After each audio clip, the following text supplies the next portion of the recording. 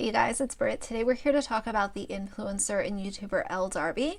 She was recently exposed for some really problematic and racist tweets from several years ago, but they were exposed and she made an apology. So I want to talk about it. If you're interested, please keep watching.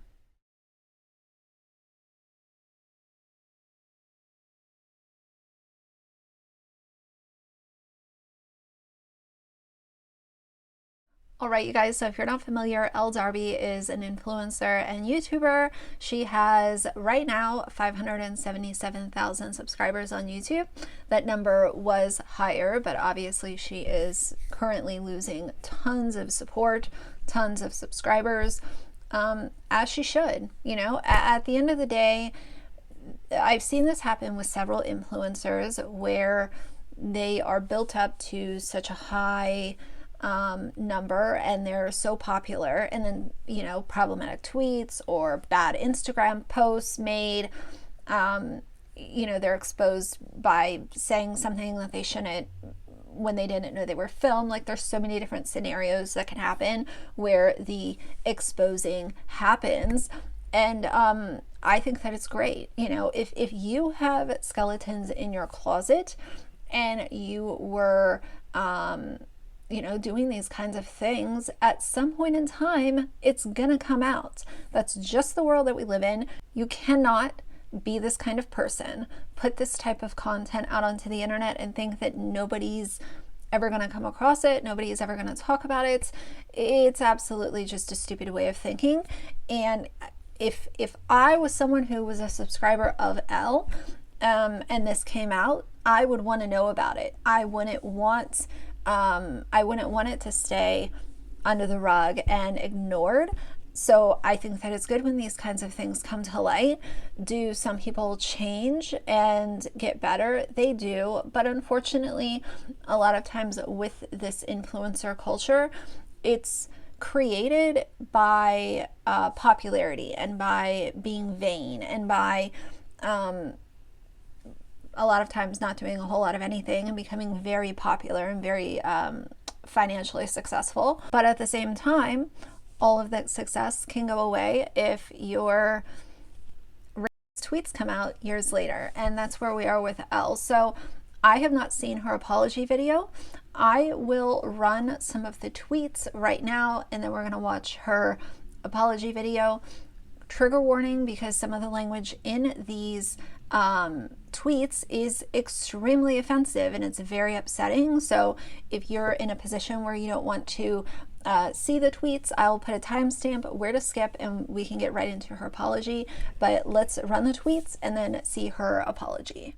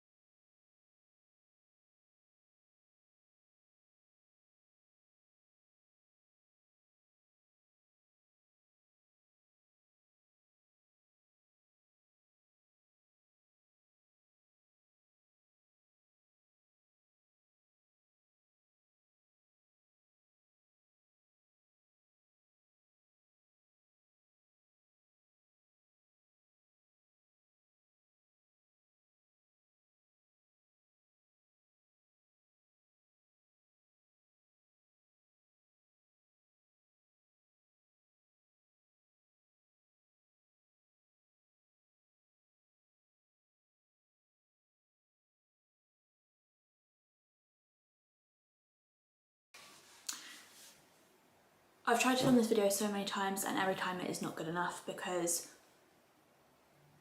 there are no words to tell you how sorry I am. The tweets I made in 2011 were so disgusting and so far from the person I am today. They were racist, they were fatphobic, they were homophobic, there were enabling words in them. The thing I also want to mention before we get too far into this is the fact that this was not one tweet, not saying that one tweet would have been better, but these were many tweets over a period of time. So this wasn't one thing that she did that was uncovered. This was her being very comfortable and very open about being racist and just being a, in my opinion, very vile individual. So she felt comfortable enough to send not one tweet that was bad, but many. I think that in total there's like over 40. So we're talking about a lot of very offensive language that she felt comfortable enough to use in her vocabulary and put them out into onto Twitter. And now, to me, she in this video already seems very pissed off. She seems very annoyed. She seems very much like this is an inconvenience that she needs to even apologize. And, you know, this happens so often with influencers where it's like they are sorry that they got caught. They're not sorry that they actually did these, you know, terrible actions. And to me, just 26 seconds in, she seems like she's being very inconvenienced by having to do this. She had to, you know, make sure that she has foundation on, no eye makeup. Let's put the gray hoodie on. That is signature influencer apology 101. And let's film a 3-minute video so that I can try to save my ass, even though most people aren't falling for it. But let's continue. I am ashamed. I am disgusted in myself. There is not one person on this planet that hates me more than I do right now. And the pain I know I have caused to so many of you eats me up. To know that I was someone you considered a great friend. This image of me is now tainted by someone who I don't even recognise myself to have ever been. There are just no words. Sorry doesn't cut it. My emotions getting the better of me doesn't cut it. Okay, we're 1:12 seconds in.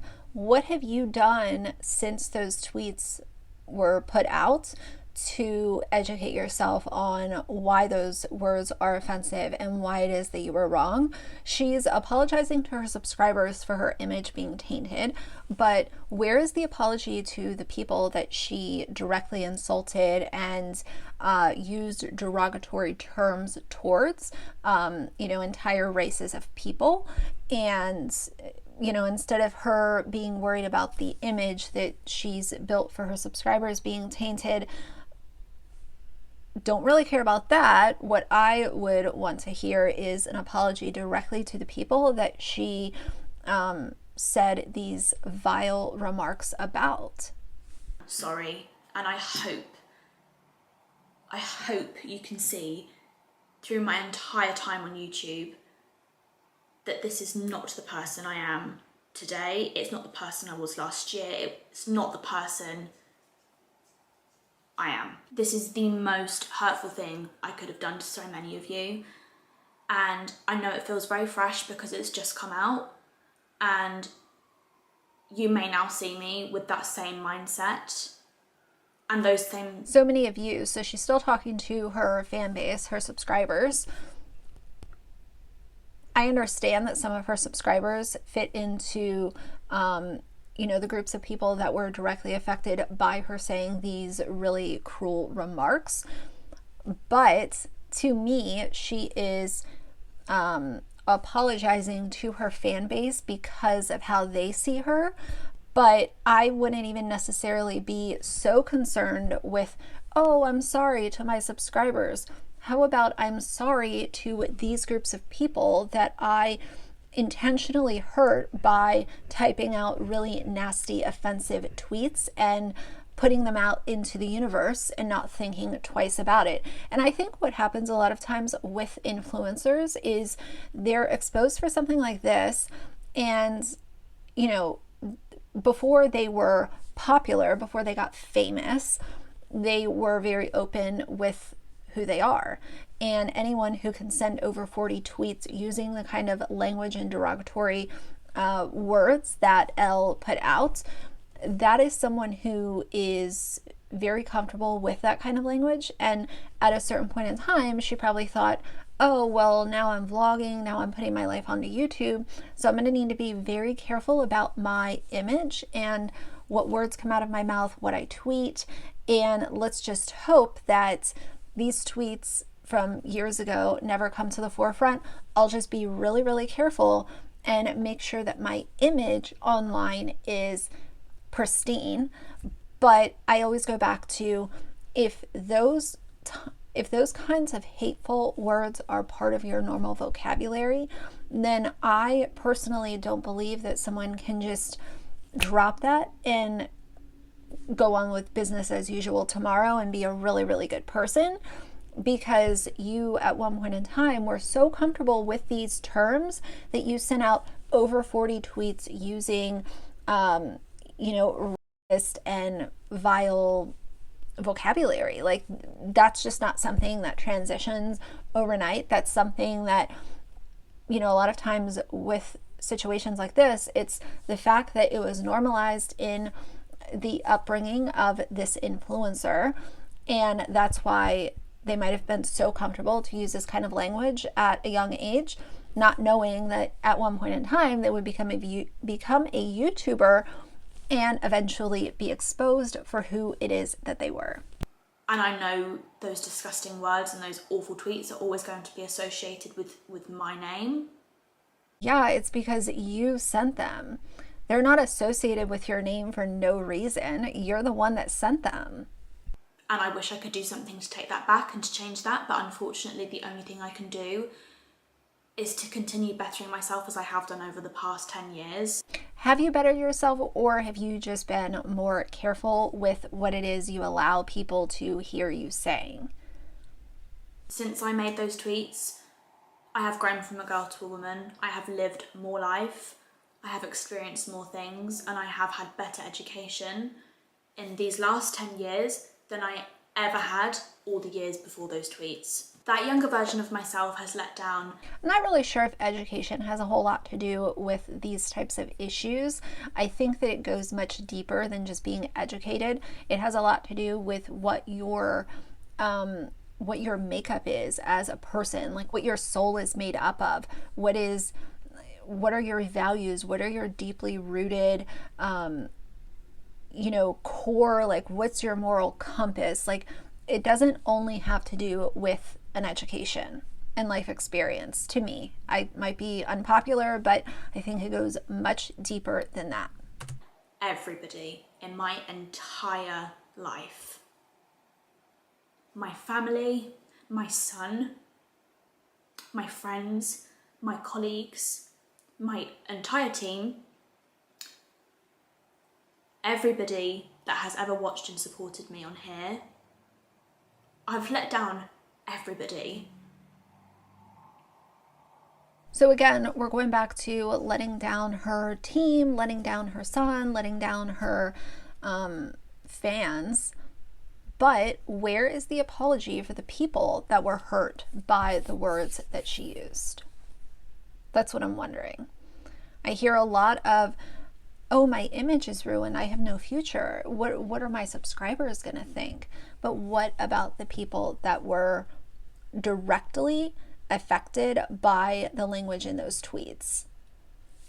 There is no more humiliating feeling than that. And I just want to say once again, I am sorry. So you're humiliated. What about the people that were affected?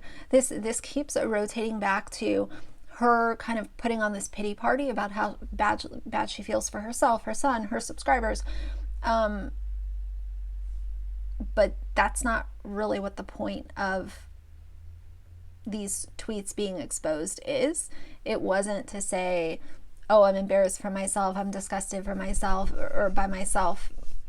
You kind of missed the mark there, in my opinion. In terms of my next steps, I'm going to be taking a little bit of time offline just to further reflect on everything that's happened and to process a situation that I don't think I'm ever really going to be able to forgive myself for. Once again, to the people that I have built this relationship up with here online, and I have let down. I'm so sorry, and I hope to be able to showcase that to you with the growth and the work that has happened over the last decade and that will continue to happen for the rest of my life. And I'm very sorry.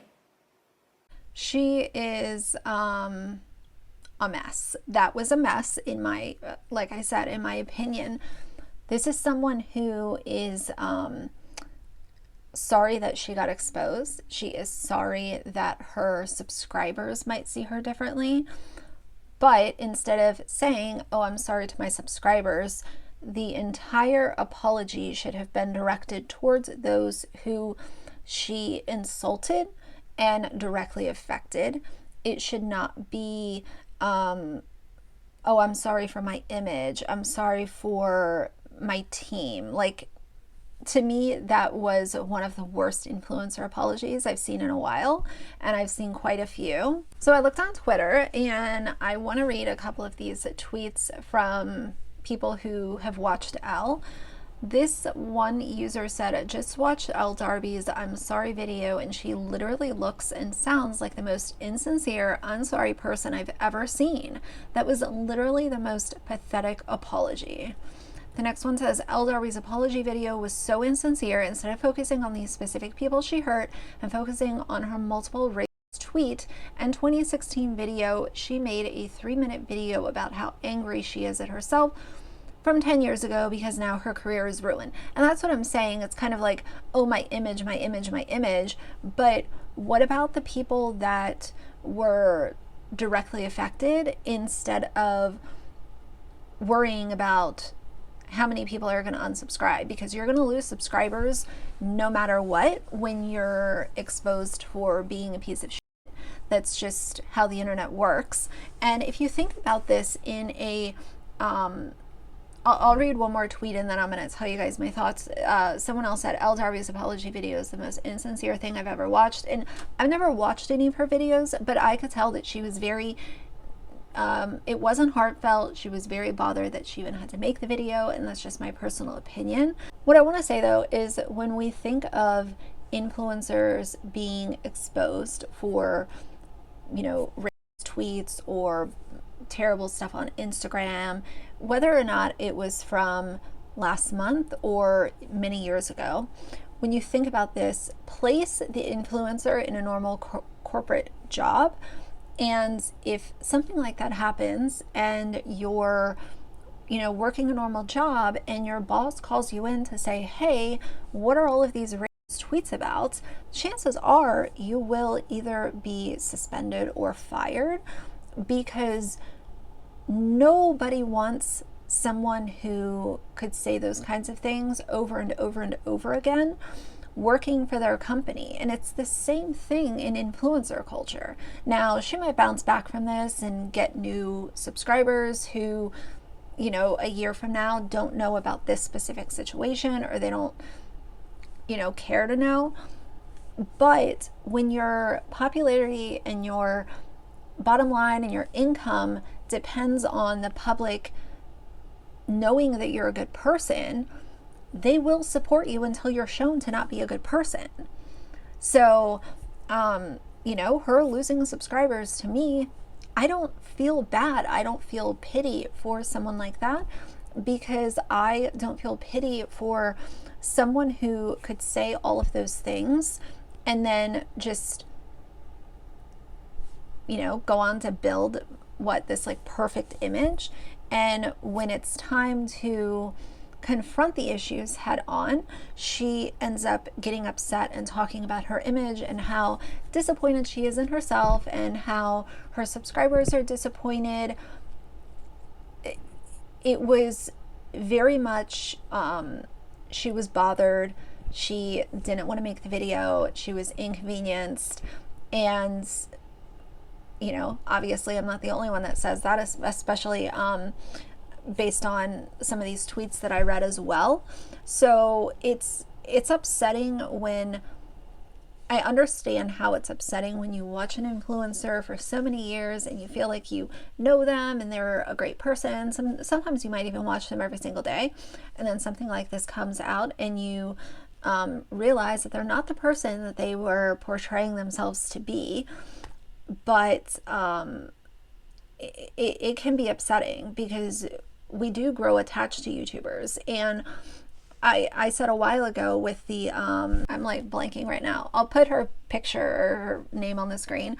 When it comes to something like that, like I took that opportunity just to be totally transparent and honest with you guys, because as I'm talking about a YouTuber being exposed for something like this and leaving the internet, I'm also, I also have a channel. So I felt like it was an appropriate time to say, no, I don't have to worry about any skeletons coming out of my closet, because that's not how I was raised and that's not who I am to incorporate such offensive language into my vocabulary and then type it out and put it out onto the internet. So it goes much deeper than having an education. It's down to how you were raised, what's in your vocabulary, knowing why these words are offensive, knowing why these words should never be said. And unfortunately, sometimes we don't find out about it until the influencer has built 1 million followers, and then it's like, oh my God, that's who she was. Well, that is a letdown, but think about all of the people who were directly insulted and directly affected by those tweets and still are affected by them. So that's all that I'm going to say about it for today. Leave all your thoughts down below. What do you think about this? Do you guys, what do you think about the time lapse that has passed since the tweets came out versus, that we're talking about it now? Do you feel like there's an expiration on these kinds of things?